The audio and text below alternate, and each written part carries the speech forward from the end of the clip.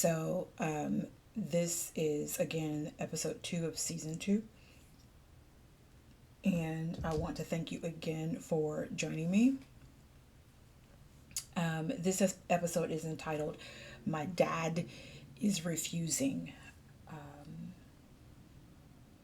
And let me just let you in on a little bit of a secret. So, I thought that I had already recorded this episode. I thought that this was already done. And so I recorded episode 4 because I thought episodes 2 and 3 were already done. And then I went to find episodes 2 and 3 so that I can go ahead and start the editing process, and they weren't there. So, episode 4 is entitled I'm Officially an Orphan. But just so that you're aware, episode 1 was already recorded, but episodes 2 and 3 were not. I thought they were. And episode 4 was recorded before episodes 2 and 3. So, just so you have a little bit of a backstory of why I may say some things in this episode later on. So, again, thank you for being here. Again, this is entitled My Dad is Refusing, and it's all about the caregiver process. One of my responsibilities as a long distance caregiver for my dad, especially in regards to his caregivers that are there with him on site. So my dad's caregiver is a friend of his girlfriend, if you will. And if you're listening, then you didn't see me do the air quotes. She was his girlfriend and his neighbor, and she's horrible. She does absolutely none of the stuff that he needs done, and I have been trying to get her replaced almost since the day she started. Yeah, that she's bad. But it finally happened because they found her passed out on the floor. Now, this is not the first time that they found her passed out, but I guess it was the first time they found her passed out on the floor. So let me explain what I mean by absolutely nothing. She does absolutely nothing. Oh, I said I was going to explain. Okay, I'm sorry. So she is supposed to cook for him. She's supposed to do his laundry, and she's supposed to do light cleaning. And then, if he also needs someone to help him bathe and get dressed, that's what she's supposed to do. Now, because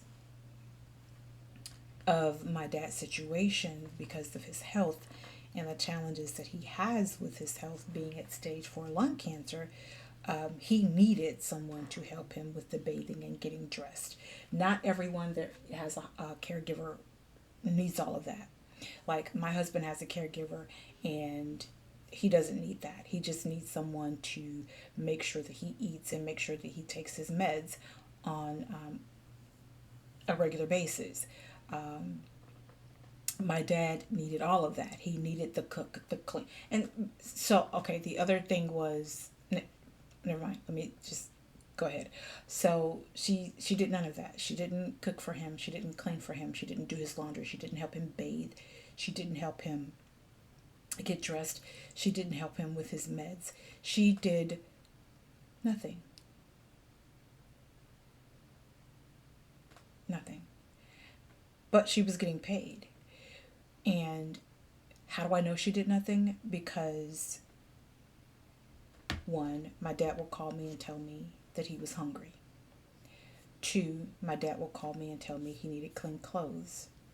3, my dad will call me and tell me that he's been sitting in his bed or lying in his bed and had not gotten out.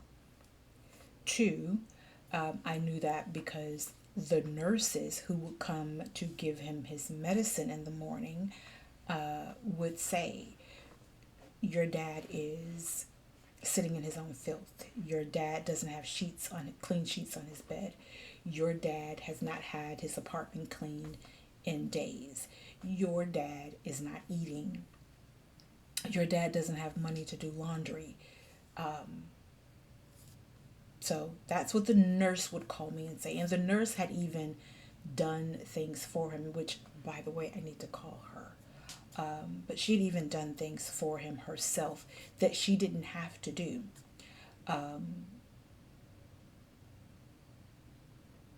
Then the social worker would call me because the nurse would call the social worker and say that my dad, all the things that she would say to me, she would say to the social worker. So the social worker would call me to say, look, this is what's going on with your dad, and we're not sure what it is that you want us to do about it. And I would say to them on a regular basis, I want this woman fired. The caregiver that was supposed to be there for him, that was his girlfriend and his neighbor, I want her fired. So they looked into it for me to find out what was going on, and what we needed to do. And I finally got word that because she was a preferred caregiver, because my dad chose her, it was going to be difficult to get her fired because he didn't want anyone else. So you have the option of a preferred caregiver or whomever the agency can find for you. So since my husband has been getting caregiver services, he's always had, with the exception of one time, he's always had a preferred caregiver. In this particular instance with my dad, let me go back to my husband. So for the most part, with the exception of one time, he's had a preferred caregiver. There was one time where the agency just sent out whomever they could send out, whomever was available, because at the time my husband did not have a preferred caregiver. He didn't know, and when we say preferred, when I say preferred, this is someone that you choose, whether it is a friend, a family member outside of a spouse. You choose that person, and this is who you want. So a friend, a family member, a neighbor, whatever, you choose them, and this is who you want, and that's who you get. When the agency sends out whomever's available, it's just whomever's available. So my dad didn't want the agency to send out whomever's available. He wanted his girlfriend to be his caregiver, and he didn't want anyone else. His girlfriend knew his routine, and he didn't want anyone else. So because she was preferred, they were having a difficult time getting someone else in there. They were having a difficult time convincing my dad to get someone else in there. So I got upset because I'm like, how all the stuff that she needs to do for you, she's not doing for you. You're at stage 4 lung cancer, hospice. Your cancer has metastasized, which means it's gone throughout your body. It's moved from just the lungs to other areas of the body. You're in excruciating pain, and you should live your last days in as much comfort as you possibly can be in. But instead, you're not, because you have this woman who you prefer to have as your caregiver. Now, the bottom line was she only wanted the money because she was getting high. And she was using my dad for that, which is why my dad never had any money. They were getting high together, her more than him. He was always in pain because she was taking his pain meds. If the nurses were not dispensing the pain meds, then he was not getting the pain meds because his caregiver, his girlfriend and neighbor, was taking them to get high. There has been so much that I have found out in the last 30 days that it makes me angry every time I think about it. So,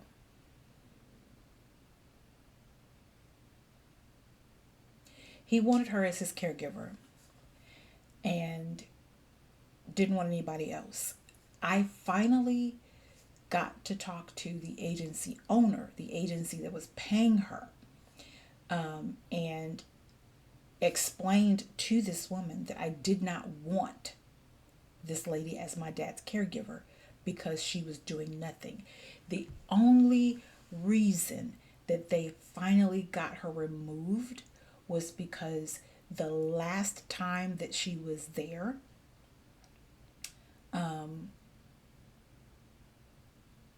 it was not only evident that the woman wasn't doing anything. It was not only, just because she had passed out. It was not only just because my dad's place was a hot mess and she wasn't caring for him at all. It wasn't just that. But the agency owner herself finally went to my dad's place. And I say finally, but I think during the conversation that we had, this was her second time there. But the first time, she never went upstairs. I don't remember her saying that she went upstairs. But she went to my dad's place and saw how nasty my dad's place was. And decided that she was going to have somebody else come in just to monitor the preferred caregiver. Well, it turns out that was her way of moving my dad's caregiver out and firing her so that my dad could live his last days in some kind of comfort. So I don't think that person was doing anything either, to be quite honest. Because when I got to my dad's place last month, his refrigerator was filled with rotting food. It was filled with rotting food.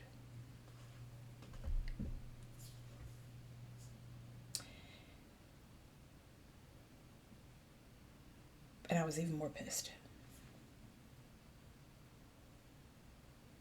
I was even more pissed.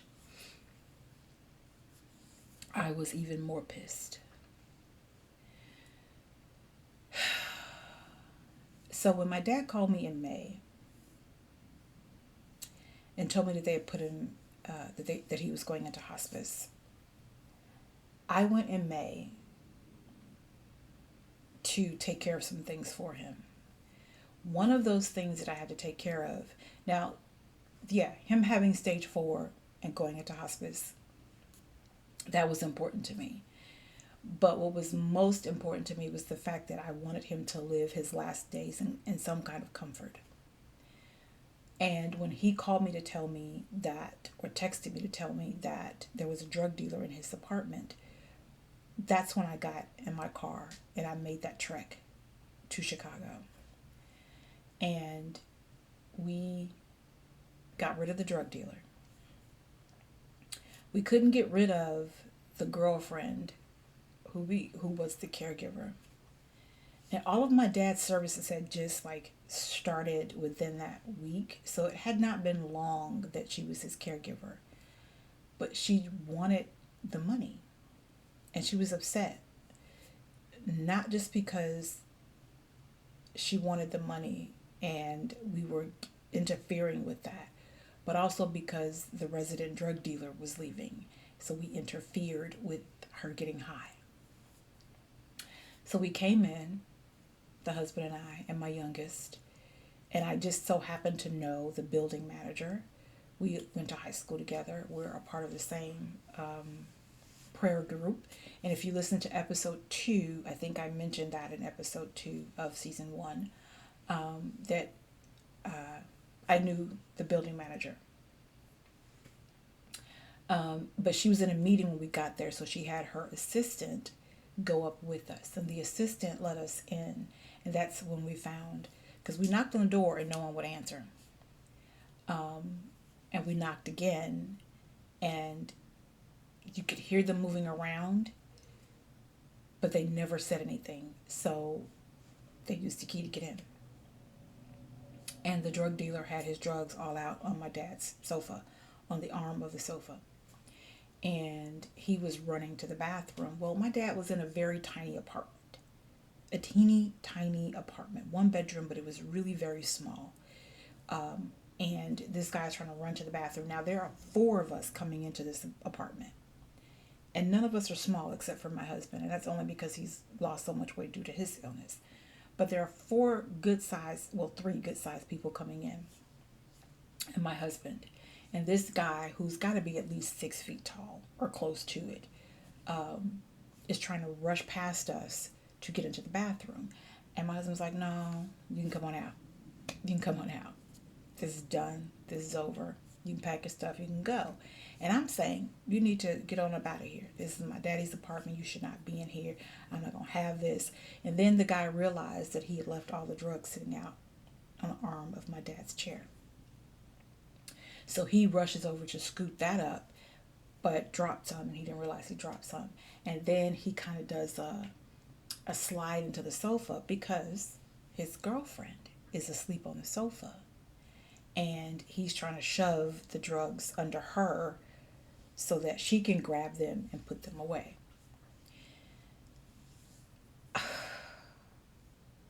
So this is happening. I'm seeing it. I go into my dad's bedroom and I say, hey, I just want you to know I'm here. We're here. We're coming to clean up this mess. We're here. And so we put the guy out, and his girlfriend now, as we're putting the guy out, the girlfriend she doesn't realize that we are looking at her. So we saw the boyfriend slide the drugs up under her. We saw her try to scoop them up. At least I did. And then she closes her eyes again as if she's been asleep the whole time.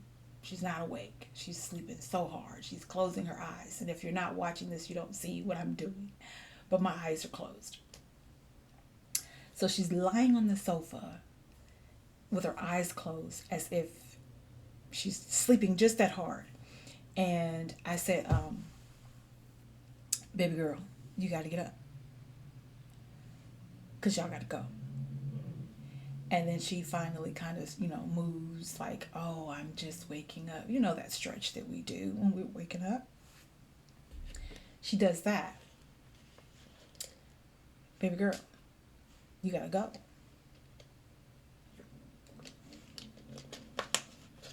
So she's still laying there she's covered by a blanket. And she's saying, well, I don't have any clothes on. I just have my top on. I said, okay. Everybody turn around so she can get dressed. And the drug dealer is calling people and saying, hey, we got to go. His family here, they're putting us out. So my husband says, who you calling? Oh, my ride. I said, dude, you don't call your ride to say, hey, we got to go. His family's here. They're putting us out. You call your ride and say, hey, pick me up. And the whole time, he's like, no. I was calling my ride. But the whole time, he's, trying to gather all his stuff. And then the girlfriend is, trying to figure out how to get dressed. She didn't have to figure out how to get dressed. She was already dressed. She thought that I was going to turn around. No, I'm watching you. I made everybody else turn around, but I'm watching you. Get your clothes on. Get up out of here. Or pretend to get your clothes on. Get up out of here. So I go in there and I say something to my dad, and he's like, well, he does help me. And I'm like, Dad, I know how he helps you. I know how he helps you. He's not helping you the way that you want us to believe that he's helping you. I know how he's helping you. And now, at this point, the girlfriend, caregiver, comes in, and she just walks in. So the husband says, well, who are you? And she ignores him. He's like, well, who are you? And my dad hears him asking who she is, and he finally says, that's my friend. So she walks in, and she's looking at us like we're crazy, and, we're interrupting we're interrupting the system. We're interrupting how they do things. So she's not happy about that. So we get the guy and his girlfriend out, and I say, now I want you to take everything, because I don't want you coming back here for anything. You take everything. Don't forget a thing. Look thoroughly and make sure that you got everything. So the guy and his girl, they've got all their stuff. And I said, where's the key? And he says, the keys are in there. So he's pointing to a drawer. And we pull out the keys and okay. Excuse me. And he goes to grab something off the counter. And we realize we hear a key. Kind of, it didn't drop because he didn't get to pick it all the way up, but it kind of rattles. So my husband says, well, what's that? If the keys are there, what's that?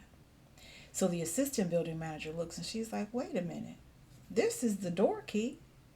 I said, oh, so you were going to try to grab that key, the door key, to get back in while you got us thinking that all the keys are here on the keychain. No, I wasn't doing that. I wasn't doing. Get out. So now we've got the keys. He's gone out the door. His girlfriend, is still standing there trying to gather all of her stuff. And she looks up and says, well, where did he go? I said, oh, he left you. He left you. I said, so if I call the police, you're the one going to jail because he's gone. That chick got up out of there so fast. I was like, yeah, that's your man. That's your man. He left you. That's your man. So we get them out. My dad's girlfriend is there now. And I started going through stuff and I'm looking at, paperwork and books and binders and all kinds of things. And I really want to start cleaning up. But the husband is like, that's enough. We can't do it. No, we can't. So my dad has me looking for paperwork, an envelope, which I need to actually, I never found the envelope that he had me looking for, but the place that he wanted me to send it to, they sent me something. So I've got to get that. That's what I was just remembering. I've got to get that completed and sent out to them. But anyway, so he's got me looking for some paperwork. I never find the paperwork. He didn't know where it was. I didn't know where it was. I'm looking where he's telling me to look. The paperwork cannot be found. I'm also trying to get his important documents, his birth certificate, his ID, his VA card, all of those things, his social security card, all of those things that I know that I'm going to eventually need for him. I'm trying to get copies of that stuff done. So I got copies of that stuff done while we were there. I got the ledger for the apartment building. Which reminded me I need to do one more thing. I need to put this on my to-do list. So I am getting the ledger for his apartment building because I wanted to see what was going on with his rent because he hadn't paid any rent whatsoever. And that was another thing that I had to deal with. His payee. Because his payee wasn't doing his job either. And my dad was refusing to switch him out. And I find out that the payee is a loan shark. And I talk to the payee and say, hey, let's get together because I need to find out why you're not paying my dad's rent. I call the agency to find out, to report this man to them and the fact that he's not paying my dad's rent. And they tell me, well, he doesn't have to pay the rent. He just has to make certain based on everything that your dad says his bills are, based on all of his bills. He just has to make sure that your dad gets the money to take care of those bills. But if it's proven that my dad is not paying the bills, why isn't the payee taking care of that? Well, that's not his responsibility. He just has to be there to make sure that your dad gets the money so he could pay the bills. Okay. You're no help.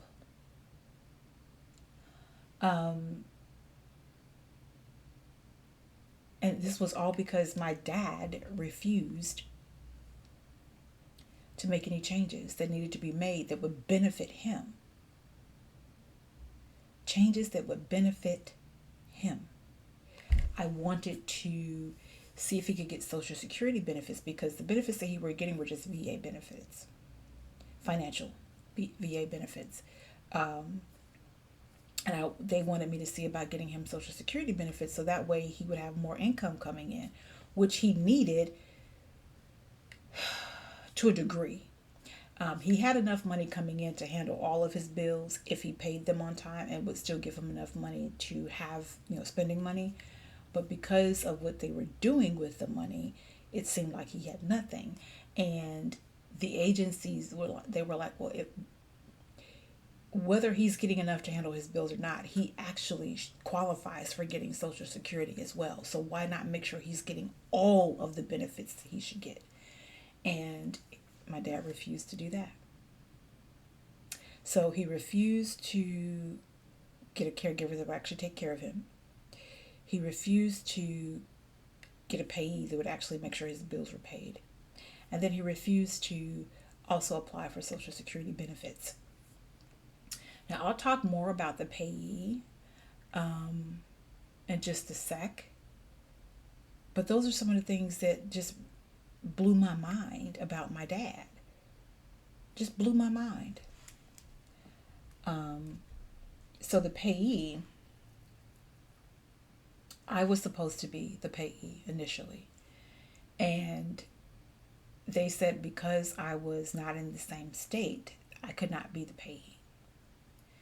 So when I found out that my dad's bills were not being paid, I called them to find out what I could do. And like I said, they said that, he chose this person and they're not necessarily supposed to pay the bills. They're just supposed to make sure that your dad gets the money so that he can pay the bills. So when I called to report him, and I know I said that already, but when I talked to them, I said, well, if he's not going to do it, then that means that my dad's bills are not being paid, which means that my dad has the risk of being evicted, and he's in hospice right now. We can't let him be evicted. Oh, one more thing that my dad refused to do: go to a hospice facility. He wanted to do hospice at home.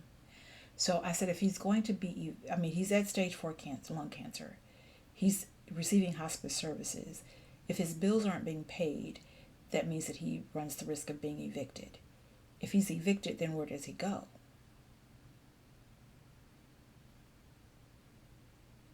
Where does he go?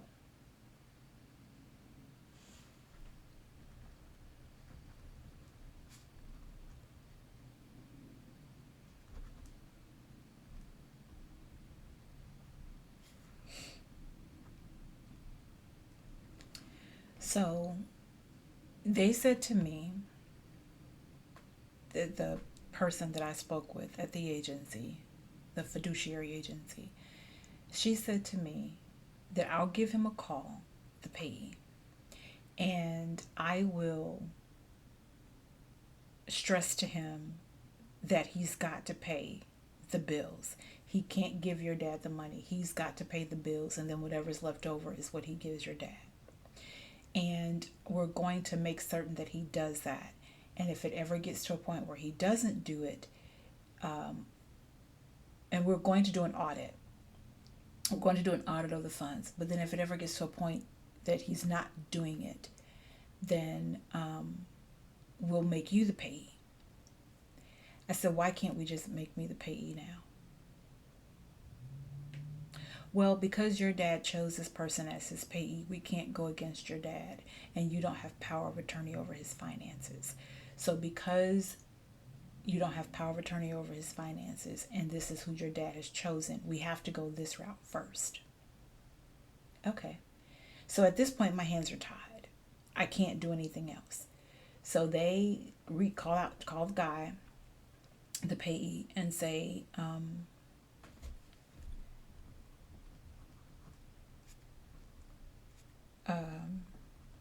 hey, you've got to do this. You've got to make sure that that his bills are paid, and we're going to do an audit, a financial audit.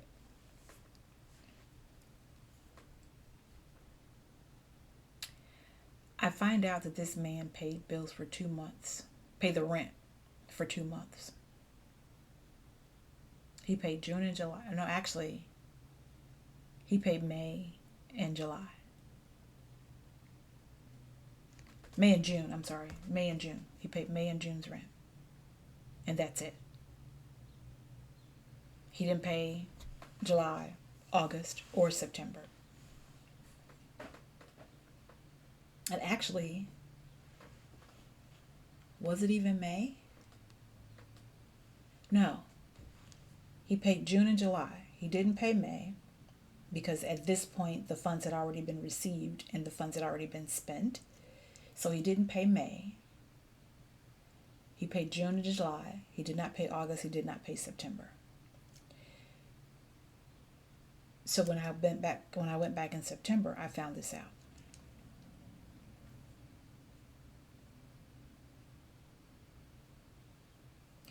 When I tell you that the level of passivity that I had because my dad's stuff was not taken care of, because the people that he trusted to do it did not do their job, and he refused to change any of these people, with the exception of me. I had power of attorney over his health, and I took care of the stuff that I needed to take care of. So he had these other two people in place that did not do what they were supposed to do. I even saw the guy, and I had talked to him on the phone and say, hey, let's get together, let's meet up, let's, talk about this. And he didn't show up, and when he didn't show up, that's when I called the agency. But then I saw the man, and I said, hey, are you so-and-so? And he said no. Now, I recognized his voice because I had talked to him on the phone. But then he also, in my dad's building, you have to sign in and give your ID. So he gave his name, and he said that he was going to see my dad's girlfriend.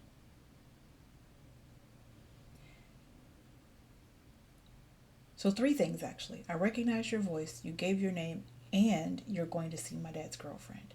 I knew who he was. But when I said, hey, are you so-and-so? No, as a matter of fact, I said, hey, I'm sorry, is your name? And he said no.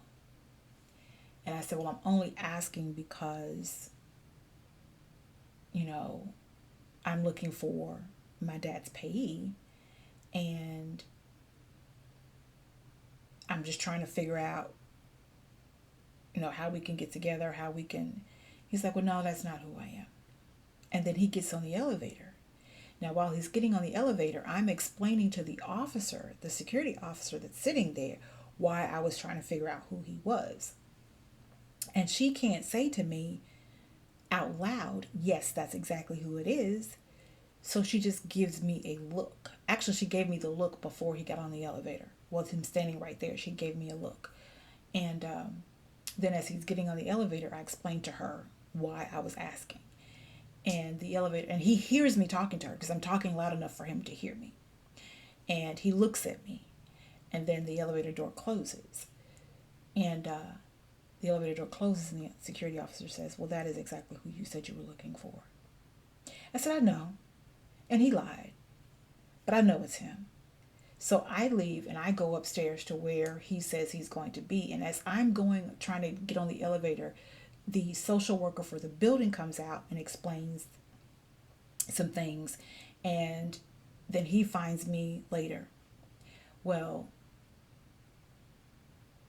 I'm pissed. And I do get the police involved. I'm pissed because I know who this man is. And he said that he blatantly lied.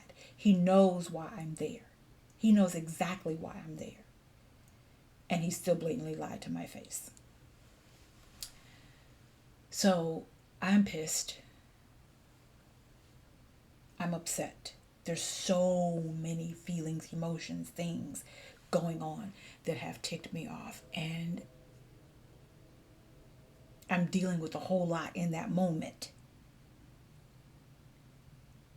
And I was about ready to explode. I kept it together. I kept it together.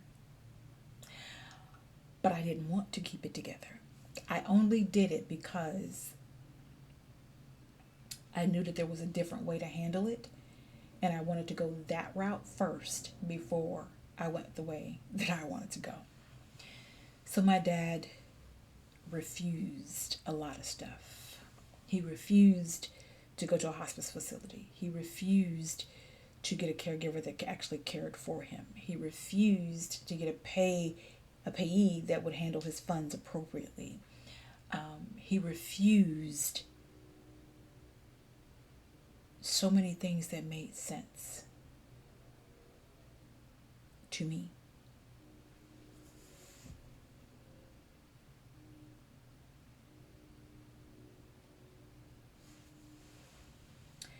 He refused a lot. Now, to answer the question of how I am doing, I'm not okay. And I know I say that a lot because it's the truth. I'm not okay. I'm getting there. I will be there. I'm going to get better.